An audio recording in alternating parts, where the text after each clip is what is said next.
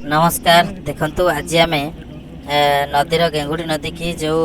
जाल नहीं माने बांधिया देखु जाल बर्तमान बंधा ही सारी सकाल हो जाइए देखु सका सका आम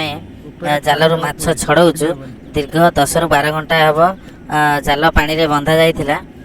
बर्तमान देखु केते माछ लगी माने देसी माछ गुड़िक प्योर देसी माछ काठी पोहला करांडी तापर विभिन्न प्रकार माछ सब आधे लगिकी रही आपण मैंने ये वीडियो आम चैनल बहुत आम अपलोड करूँ आप देखिपारे आगक वीडियो देखापी आपण मैंने आम चैनल को सब्सक्राइब करूँ कारण आम आगक ग्राम घटुवा खाली माछ नुहे विभिन्न घटनावली आपण को देखू ग्राम घटुवा पनीपरिया चाष विभिन्न प्रकार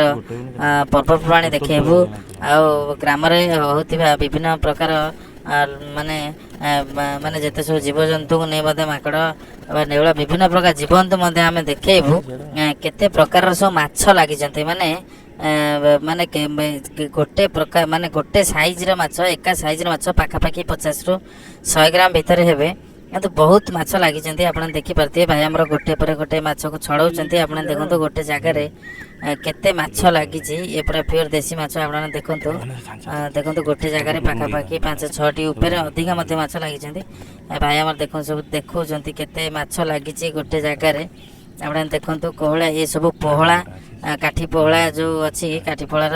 सब छुआ सेरणा माछ रोचे और मिरकाली माछ रोचे विभिन्न प्रकार माछ गोटे जगह लगी आप देखु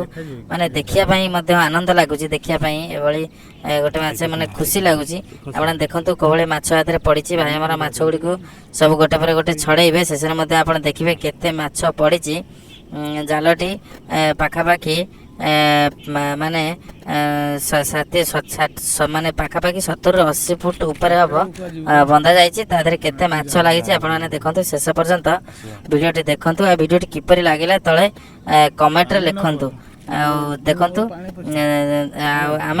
आपण मानक एभले वीडियो आगको आहुरी बहुत देखैबु आपण माने ए वीडियोटी देखंतु शेष पर्यंत एवं एंजॉय करंतु।